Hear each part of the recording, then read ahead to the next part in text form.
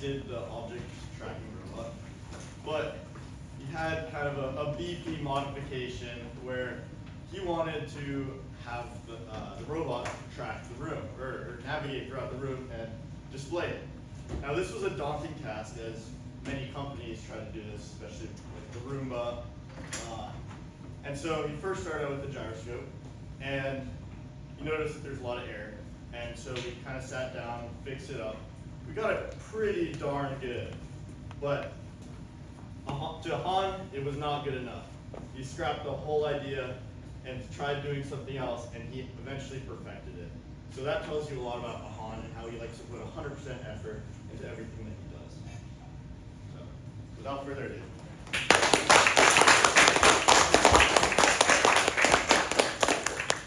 Hi everybody, my name is Ahaan. I go to Fremont High School in Sunnyvale and I'm an incoming junior. My project is the self-mapping ball tracking robot, and to condense it, what it is a Pi camera, a Raspberry Pi, and motors which filter for the color red, which is the color of my ball, and track the largest red object.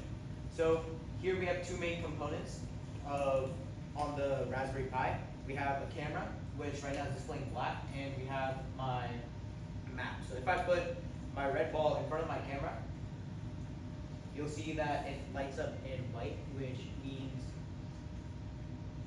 that that's a red object. So it uses a color filter and will show all the red objects. I also have a status LED light as one of my modifications to show if the robot is seeing a ball or not. So right now, you'll see it's turning red, but if I put the ball in front of it, it'll turn green.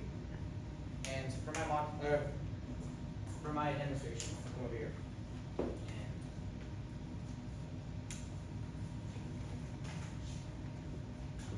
Okay, I'll just use my video.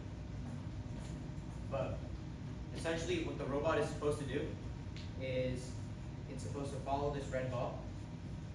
And here you'll see it from the robot's point of view.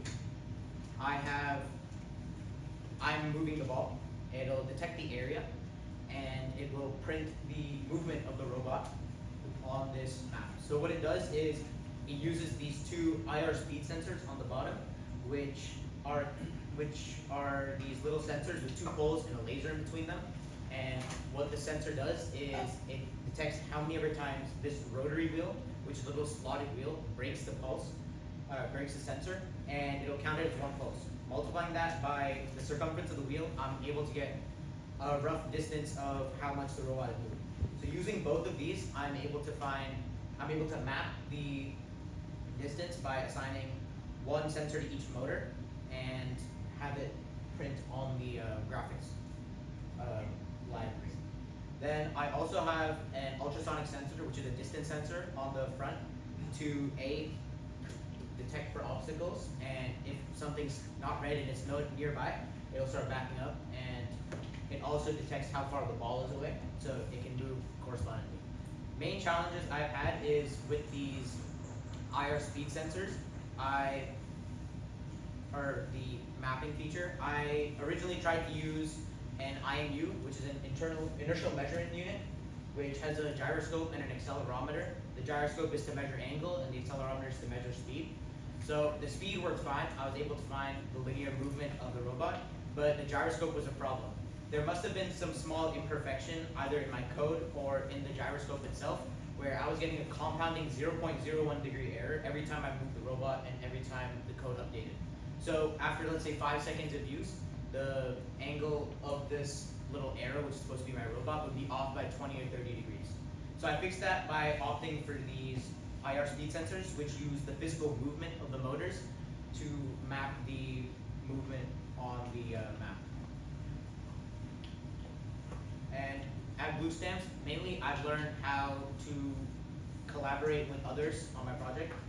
There were other students working on similar projects, and if I was stuck, I'd get help from them and really just learn like the actual understanding of how the code and how the robot worked in unison, and how everything like works together as one piece. Any question?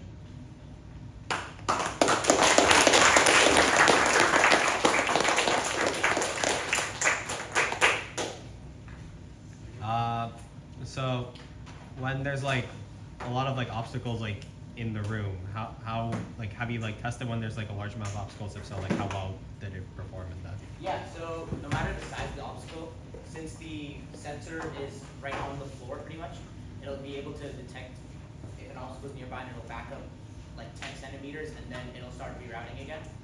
And sometimes it takes a while depending on where the obstacle is placed like in the robot's path, but I've had pretty good success with it so far. Yep. How far does an object need to be until the camera cannot move it? So I have a predetermined area for the ball, and the smallest is about 2,000 pixels, so that's about 10 feet away. So if it senses this, if it sees red and it matches that area at that distance, it'll say it found the robot, it found the ball. Yeah, that's it. So I'm just really curious. So, like instead of the gyroscope, you're now using these IR sensors, right? So how would you tell the amount of degrees it has like turned just by using these IR sensors? Like what would be So- the calculation for that? I convert the so when the one motor turns when the robot is turning, so I have it displaying distance and then I convert the distance into pixels, and then I just have it move. It's a if the right motor is moving right, I'll have the arrow on the map move right